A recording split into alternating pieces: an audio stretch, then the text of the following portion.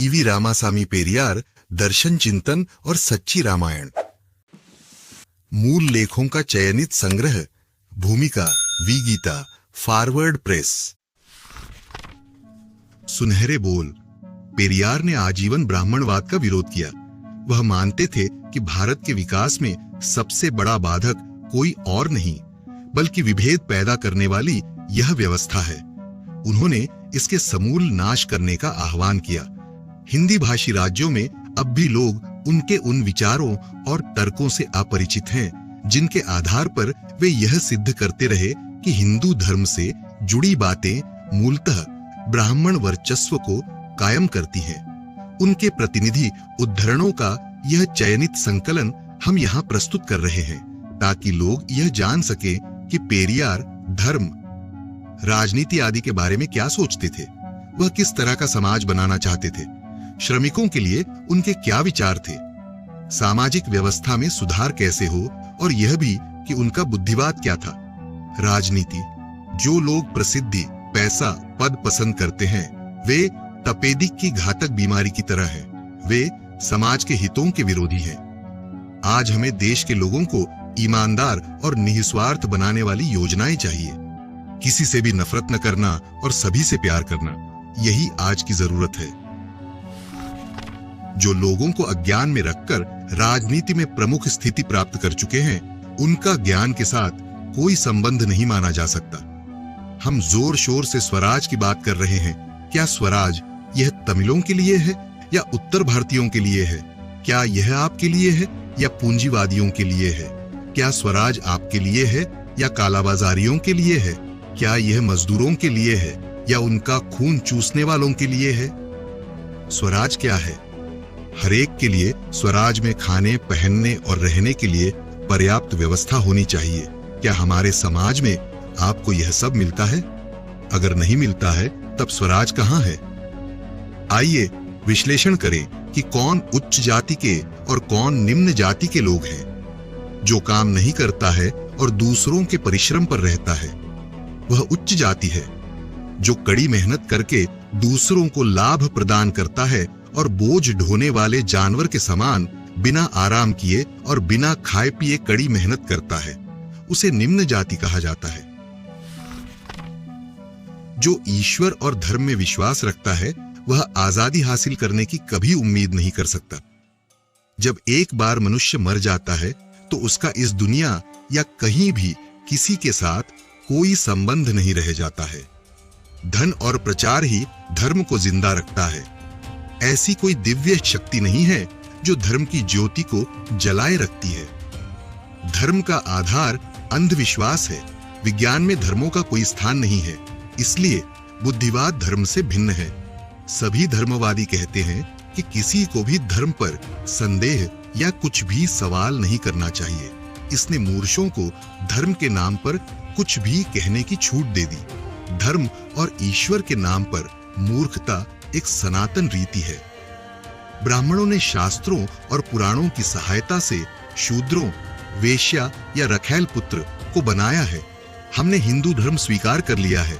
हमने तालाब खोदे हैं, मंदिरों का निर्माण किया है, धन दान किया है, लेकिन कौन आनंद ले रहा है? केवल ब्राह्मण आनंद ले रहे हैं।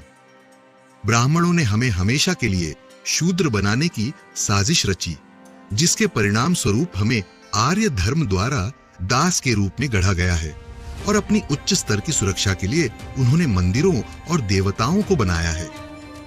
धनी लोग, शिक्षित लोग, व्यापारी और पुरोहित वर्ग जाति प्रथा, धर्म, शास्त्र और ईश्वर से लाभ उठा रहे हैं। इनकी वजह से इनको कोई परेशानी नहीं होती है। इन्हीं सब चीजों से इनका उच्च स्तर बना हुआ है। इस तथ्य को साबित करने के लिए पर्याप्त सबूत हैं कि इस भारत देश को जाति व्यवस्था द्वारा बर्बाद कर दिया गया है। हम द्रविडियन इस देश के मूल निवासी हैं। हम प्राचीन शासक वर्ग से आते हैं, किंतु आज हम चौथे वर्ण के अधीन बना दिए गए हैं। क्यों? हमारी इस वर्तमान अपमानजनक स्थिति के लिए हमारे पूर्वज, पुरखे और हमारे राजा जिम्मेदार हैं, जिन्होंने शर्मनाक व्यवहार किया था। जब सभी मनुष्य जन्म से बराबर हैं तो यह कहना कि अकेले ब्राह्मण ही उच्च हैं और दूसरे सब नीच हैं, जैसे परिया, अछूत या पंचम एकदम बकवास है। ऐसा कहना शातिरपन है। यह हमारे साथ किया गया एक बड़ा धोखा है। एक धर्म को प्यार को बढ़ावा देने वाला होना चाहिए। उसे हर एक को दूसरों की सहायता करने के लिए प्रेरित करना चाहिए। उसे हर एक को सत्य का सम्मान करना सिखाना चाहिए। दुनिया के लिए ऐसा ही धर्म आवश्यक है जिसमें ये सारे गुण हों। एक सच्चे धर्म का इसके सिवा कोई अन्य महत्वपूर्ण काम नहीं है। हमने ईश्वर को आजाद नहीं छोड़ा है। आप ईश्वर, मंदिर, गोपुरम, टॉवर क्यों चाहते हैं? आप पूजा करना क्यों चाहते हैं? आप एक पत्नी, गहने क्यों चाहते हैं? आप स्वर्ण और हीरे के आभूषण क्यों चाहते हैं? आप भोजन क्यों चाहते हैं? क्या आप खाना खाते हैं? क्या आप देवदासियों का आनंद ले रहे हैं जो आपको अपनी पत्नियों की तरह बुलाती है? हमने ईश्वर को आजाद नहीं छोड़ा है। हमने उसे प्रश्नों की बौछार के साथ परेशान किया है। अब तक कोई ईश्वर उत्तर देने के लिए आगे नहीं आया है। कोई ईश्वर विरोध करने के लिए आगे नहीं आया है। किसी भी ईश्वर ने हमला करने या दंडित करने की हिम्मत नहीं की। ये लंबे और शंकु जैसे टॉवर किसने बनाए हैं? उनके शिखर पर सोने की परत किसने चढ़ाई? नटराज के लिए सोने की छत किसने बनाई? 1000 खंभों वाला मंडपम किसने बनाया? चॉकलेटियों, कारवांसराय के लिए कड़ी मेहनत किसने की? क्या इनमें से किसी भी मंदिर, टैंक और धर्मार्थ चीजों के लिए दान के रूप में एक पाई भी ब्राह्मण ने दी है? जब यह सच है तो ब्राह्मणों को कुछ भी योगदान किए बिना उच्च जाति बनकर क्यों रहना चाहिए? उन्हें हमें धोखा देने की अनुमति क्यों दी जानी चाहिए? यही कारण है कि हम साहसपूर्वक ईश्वर को चुनौती दे रहे हैं। ईश्वर ने लोगों का कुछ भी भला नहीं किया है। यही कारण है कि हम ईश्वर से पूछते हैं कि क्या वह वास्तव में ईश्वर है या केवल पत्थर है? ईश्वर गूंगा और अचल रहकर हमारे आरोपों को स्वीकार कर रहा है। इसीलिए कोई भी ईश्वर हमारे खिलाफ मानहानि का मुकदमा दायर करने अदालत में नहीं गया है। अगर धर्म यह कहे कि मनुष्य को मनुष्य का सम्मान करना चाहिए तो हम कोई आपत्ति नहीं करेंगे। अगर धर्म यह कहे कि समाज में न कोई उच्च है और न नीच, तो हम उस धर्म के खिलाफ आवाज नहीं उठाएंगे। अगर धर्म यह कहे कि किसी को भी उसकी पूजा करने के लिए कुछ भी खर्च करने की जरूरत नहीं है, तो हम उस ईश्वर का विरोध नहीं करेंगे। ब्राह्मण आपको ईश्वर के नाम पर मूर्ख बना रहे हैं। वे आपको अंधविश्वासी बनाते हैं। वे आपको अस्पृश्य के रूप में निंदा करके बहुत ही आरामदायक जीवन जीते हैं। वे आपकी तरफ से ईश्वर को प्रार्थना करके खुश करने के लिए आपके साथ सौदा करते हैं। मैं इस दलाली के व्यवसाय की दृढ़ता से निंदा करता हूं और आपको सावधान करता हूं कि इस तरह के ब्राह्मणों पर विश्वास न करें। रूढ़िवादी हिंदुओं के लिए सबूत है कि कुछ देवताओं ने मुस्लिम लड़कियों को जीवन साथी बना लिया है। ऐसे भी देवता हैं जो अस्पृश्य समुदाय की लड़कियों से प्यार करते थे और उनसे विवाह करते थे।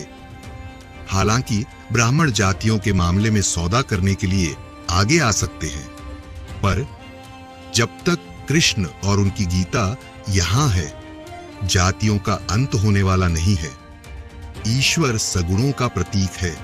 उसे रूप धारण करने की जरूरत नहीं है, क्योंकि उसका भौतिक अस्तित्व ही नहीं है। इंग्लैंड में न कोई शूद्र है और न कोई परिया अछूत। रूस में आपको वर्णाश्रम धर्म या भाग्यवाद नहीं मिलेगा। अमेरिका में लोग ब्रह्मा के मुख से या पैरों से पैदा नहीं होते हैं। जर्मनी में ईश्वर भोग नहीं लगाते हैं। तुर्की में देवता विवाह नहीं करते हैं। फ्रांस में देवताओं के पास 12 लाख रुपए का मुकुट नहीं है। इन देशों के लोग शिक्षित और बुद्धिमान हैं। वे अपना आत्मसम्मान खोने के लिए तैयार नहीं होते हैं, बल्कि वे अपने हितों और अपने देश की सुरक्षा के लिए तैयार होते हैं। फिर अकेले हमें क्यों बर्बर देवताओं और धार्मिक कट्टरवाद को मानना चाहिए? उस ईश्वर को नष्ट कर दो जो तुम्हें शूद्र कहता है। उन पुराणों और महाकाव्यों को नष्ट कर दो जो हिंदू ईश्वर को सशक्त बनाते हैं। यदि कोई ईश्वर वास्तव में दयालु, हितैषी और बुद्धिमान है, तो उसकी प्रार्थना करो। प्रार्थना क्या है? क्या इससे नारियल टूट रहा है? क्या यह ब्राह्मणों को पैसे दे रही है? क्या यह त्योहारों में है? क्या यह ब्राह्मणों के चरणों में गिर रही है? क्या यह मंदिर बना रही है? नहीं, यह हमारे अच्छे व्यवहार में निहित है। हमें बुद्धिमान लोगों की तरह व्यवहार करना चाहिए। प्रार्थना का यही सार है।